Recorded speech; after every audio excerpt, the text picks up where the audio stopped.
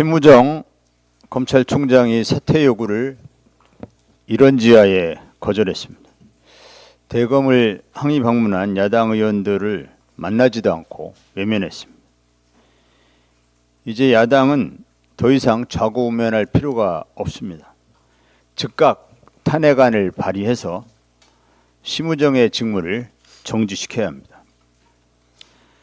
내란 수계의 복귀를 꿈꾸면서 열심히 내란 대행 노릇을 해온 최상목 권한대행도 마땅히 심우정과 함께 탄핵되어야 합니다.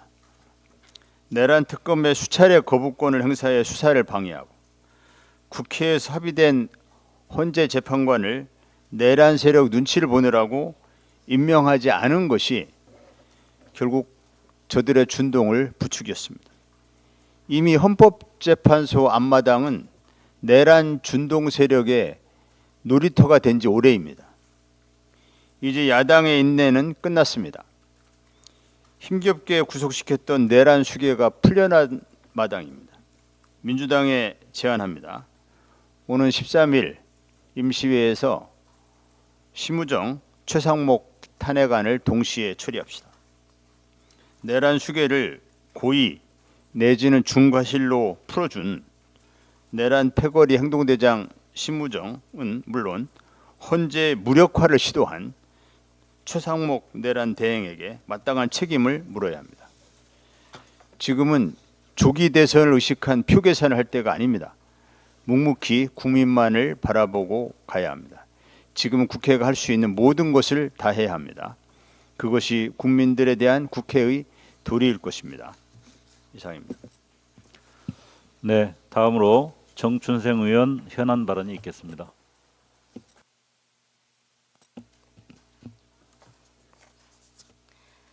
심우정 검찰총장은 내란 사태에서 어떤 역할을 했습니까? 내란 주요 임무 종사자 아닙니까? 그렇지 않고서야 윤석열의 석방을 설명할 수 없습니다. 나라의 운명이 걸린 국면에서 심우정 총장은 권력자의 하수인임을 스스로 증명했습니다. 정적들에게는 먼지떨이식 수사로 없는 죄까지 만들고 조직을 지키기 위해서라면 명백한 범죄조차 없던 일로 만들 수 있는 것이 대한민국 검찰입니다. 별장 성접대 사건 김학의 전 차관 무혐의, 대기업의 코로나 콘텐츠 전시회 후원에 대한 청탁 무혐의, 명품백 수수 사건 관련 김건희 무혐의, 김건희 씨와 어머니 최은순의 주가 조작 사건 불기소, 김성훈 경호처 차장에 대한 구속영장 신청 3차례 기각 뿐만 아니라 명태균 게이트로 김건희, 윤석열 부부의 공천 개입이 밝혀졌는데도 검찰은 지금도 수사를 하지 않고 있습니다. 검찰 동호회 회장은 내란 수계 윤석열의 석방을 두고 회원들에게 도움과 협조로 윤석열이 구속 취소됐다며 감사를 전했습니다. 심우정 총장은 원칙에 따라 소신껏 내린 결정이라며 잘못이 없다고 변명과 거짓말을 했습니다. 심 총장은 위헌 소지 때문에 법원의 구속 취소 결정에 즉시 항고하지 않은 것이라고 했지만 2년 전 이번과 똑같은 사건에 검찰은 즉시 항고를 했습니다. 윤석열 구속 취소를 결정한 지기현 재판장이 집필에 참여한 주석 형사소송법에는 구속기간 계산은 시간이 아닌 일로 한다고 명시되어 있습니다. 그때의 지기현과 지금의 지기현 재판장은 다른 사람입니까? 심우정 검찰총장에게 묻겠습니다. 지난 1월 26일 검사장 회의를 소집한 이유는 무엇입니까? 즉시 항고를 포기하도록 지휘한 이유와 근거는 무엇입니까? 윤석열 씨에게 면죄부를 주면서도 여전히 검찰의 중립성을 주장한 것입니까? 국가와 국민이 아닌 윤석열을 위해 법기술을 부리는 심우정 총장을 즉각 탄핵해야 합니다. 검찰도 이대로 둘 수는 없습니다. 조국혁신당은 검찰개혁 4법을 당론으로 발의했습니다. 만약 검찰개혁 4법이 통과됐다면 애초부터 수사 적법성 논란이 발생하지 않았을 것입니다. 검찰의 구속기한 연장도 없었을 것이고 구속 취소 결정도 즉시 항고 포기도 없었을 것입니다. 검찰개혁은 대선 후에 해도 늦지 않다는 말은 검찰개혁에 의지가 없다는 뜻입니다. 지금 검찰개혁을 미룬다면 검찰 권력은 여전히 살아남아 괴물 검찰이 되어 권력을 지키기 위해 지금보다 더한 온갖 만행을 자행할 것입니다. 검찰에 대한 국민의 분노가 하늘을 찌르고 있습니다. 군사 독재에 이은 검찰 독재, 그 악몽은 이번으로 끝내야 합니다. 민주당에 거듭 요청드립니다. 검찰개혁 4법을 즉각 처리합시다. 김대중 대통령님의 말씀으로 마무리하겠습니다. 악의 세력과 다퉈서 이기는 것도 쉽고 지는 것도 아주 쉽습니다. 아무것도 안 하면 집니다. 감사합니다. 네, 다음으로 강경숙 의원 현안 발언이 있겠습니다. 네, 2024년 12월 14일 윤석열 대통령은 국회에 의해 탄핵 소추되었습니다. 오늘자로 88일이 흘렀습니다. 12월 3일 밤 집에서 그리고 국회에서 TV와 스마트폰으로 온 국민이 보았듯이 국회에 총을 들고 들어와 창문을 깨부수며 난입한 수백의 군인들을 목격했고, 선관위와 정당의 당사, 여론조사 기관에도 군인들이 들어왔죠. 싹 잡아들여라 라는 말처럼 정치인과 민간인 체포조도 운영되었습니다. 500여 명의 수거 대상 목록도 나왔습니다. 탄핵 소추로 받은 번호는 사건 번호 2024 헌 나 8입니다. 오늘도 헌재 재판관들은 이 탄핵 소추에 대한 평의를 진행 중입니다. 올 2월 25일 탄핵 심판 변론이 종결된 이후에 14일째입니다. 벌써 2주가 되어갑니다. 노무현 전 대통령 때 14일간 11번, 박근혜 전 대통령 때 11일간 8번 평의를 했으니 충분한 시간입니다. 단순히 시간만 그런 것이 아닙니다. 11차례 변론에 16명의 증인을 불러왔고, 증인 하나하나가 정보기관 수장, 경찰 수장, 군 핵심 관계자였습니다. 국민들도 다 아시듯이 내용상으로도 분명합니다. 먼저 비상계엄이 요건으로 드는 헌법 제77조 제1항을 윤석열은 명확히 어겼습니다. 생각해 보십시오. 12월 3일 전후 상황이 전시, 사변 또는 이에 준하는 국가 비상 사태였습니까? 공공의 안녕 질서를 유지할 필요가 있었던 때였습니까? 비상계엄 선언상의 북한 공산 세력의 위험이니 파렴치한 종북, 반국가 세력도 근거 없는 윤석열만의 주장임을 만천하가 다 압니다.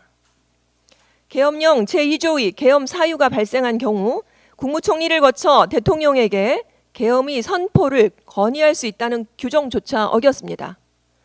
한덕수 전 총리는 전혀 알지 못했고 저를 거치지 않았다라고 진술하지 않았습니까? 다수의 국무위원들도 정식 국무회의가 아니라고 진술했습니다. 계엄 포고령은 또 어떻습니까? 포고령 1호 1조 국회와 지방의회, 정당의 활동과 정치적 결사, 집회, 시위 등의 일체의 정치활동을 금한다는 조항은 헌법과 계헌법 어디에도 부여하지 않은 권한입니다. 이제 헌법재판소는 좌고우면하지 말고 심판 선고일을 알려줘야 합니다. 이미 충분한 증인과 증거, 변론과 평의를 거쳤습니다. 이번 주는 하늘이 두 쪽 나도 심판의 결과를 발표해야 합니다. 헌법재판소법 4조에는 재판관은 헌법과 법률에 의하여 양심에 따라 독립하여 심판한다라고 되어 있고, 제9조에는 재판관은 정치에 관여할 수 없다라고 적시되어 있습니다. 헌법재판소를 누구도 흔들 수 없습니다. 극우 세력도, 내란 동조당, 국민의힘도 흔들 수 없습니다.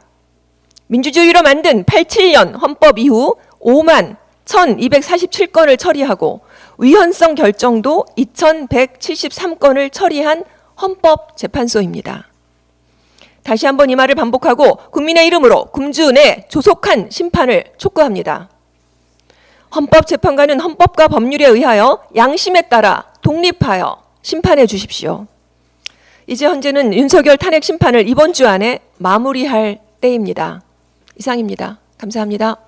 자, 그러면 지금부터 잠시만 주목해 주시기 바랍니다. 제가 구독자분들을 위해서 선물 하나를 준비했는데요. 제가 항상 여러분들께 드리는 말씀이 있습니다. 뉴스만 평소에 잘 챙겨보셔도 돈이 되고 돈을 벌 수 있다라고 말씀을 드렸는데요. 여러분들은 여기 보시는 삼성전자 뉴스를 보고 어떤 생각이 드세요? 아니면 정치인들의 뉴스, 날씨 뉴스를 보고는 어떤 생각이 드시나요? 그냥 뉴스만 보고 끝내는지, 아니면 이 뉴스를 어떻게 이용할 수 있는지, 이 부분을 고민하고 계시는지를 되물어보고 싶습니다. 그 이유가 뭐냐 하면 제가 지난번에 여러분들께 뭐라고 말씀을 드렸었죠? 지금은 반도체 섹터를 눈여겨보셔야 한다고 말씀드렸습니다. 그리고 나서 이런 썸네일들 뉴스를 통해서 많이 보셨을 겁니다. 반도체 내용이 이슈가 됐을 때 부자들은 어떻게 생각한다? 반도체 관련주들은 뭐가 있는지, 어떤 종목이 가장 좋은지, 어디에 투자해야 돈이 몰리는지 자연스럽게 생각한다고 제가 말씀을 드렸죠. 그 이유가 뭐냐 하면 부자들이 봤을 때는 이슈가 곧 돈으로 이어지고 그 이슈가 나에게 돈을 벌어준다는 경험적 확신이 있기 때문에 부자들은 항상 이런 사회적 이슈를 관심 있게 챙겨본다고 제가 말씀을 드렸습니다. 이번에도 마찬가지인데요. 제가 지난번에 시청자분들과 함께하는 주식으로 수익 내기 이벤트를 진행했었죠. 당연히 100% 무료로 진행을 했었고요. 여기 보시면 아시겠지만 제가 지난번에도 구독이라고 보내주신 모든 시청자분들께 반도체 관련주 중에 가장 크게 급등할 딱 한 종목, 많은 종목도 아니라 한미반도체 한 종목을 여러분들께 추천드렸어요. 그러면서 여기 나와 있는 대로 정확히 얼마에 매수해야 하는지, 그리고 수익률이 어느 정도 나왔을 때 팔아야 하는지를 이런 부분들까지 여러분들에게 정확히 알려드렸었는데 지금 실제로 어떻게 되었다? 오른쪽을 보시면 아시겠지만 제가 지난번 문자 발송으로 이 한미 반도체를 소개해드리고 나서 실제로 이렇게 5배 이상 어마무시한 상승이 나왔습니다. 100만 원만 투자를 했어도 무려 500만 원이 넘는 수익금이 생긴 거죠. 그래서 당시에도 굉장히 많은 분들이 제가 드린 이 한미 반도체로 수익을 내실 수가 있으셨을 텐데요. 다시 한번 축하드린다고 말씀을 드리겠고 이번에도 마찬가지입니다. 앞으로도 2024년, 2025년 계속해서 기대해볼 섹터는 AI입니다. 그 중에서도 AI 반도체는 그 누구도 부정할 수 없는 미래 성장 산업입니다. 그러면 우리가 어떻게 생각해 볼 수 있을까요? AI 반도체 종목 중에 앞으로 크게 대장 역할을 하면서 10배 이상 급등할 수 있는 템베고 종목을 지금부터 열심히 추적해야 한다는 겁니다. 큰 돈을 투자하지 않더라도 월급의 일부분 아주 소액이라도 이 종목을 모아가야 수백 %의 수익률을 손에 쥘 수 있는 것이죠. 지금 여러분이 보고 계시는 이 유튜브 또한 AI 반도체와 아주 밀접한 연관이 있고 반도체야말로 대한민국의 핵심 산업으로 앞으로 더더욱 시장은 성장할 수밖에 없습니다. 그렇기 때문에 제가 이번에도 뭘 보내드리고 있냐면 지난번과 똑같이 구독이라는 문자를 보내주시면 제가 AI 반도체 관련주 중에 앞으로 대장주 역할을 하면서 주가가 가장 크게 급등할 한 종목을 여러분들께 문자 발송으로 종목명과 사고 파는 시점을 모두 알려드릴 건데요. 그 문자를 받고 여러분들이 주식으로 돈 버는 연습을 한번 해보셨으면 좋겠고요. 혹시라도 나는 주식을 하지 않는다 하시는 분들은 주변에 주식하시는 지인분들에게 말씀을 해주셔도 되고요. 아니면 연세가 있으셔서 투자가 어렵다 하시는 분들은 이 종목을 자녀분들에게 한번 사봐라. 이걸로 한번 수익을 내봐라. 이렇게 조언을 해주실 수도 있는 거겠죠.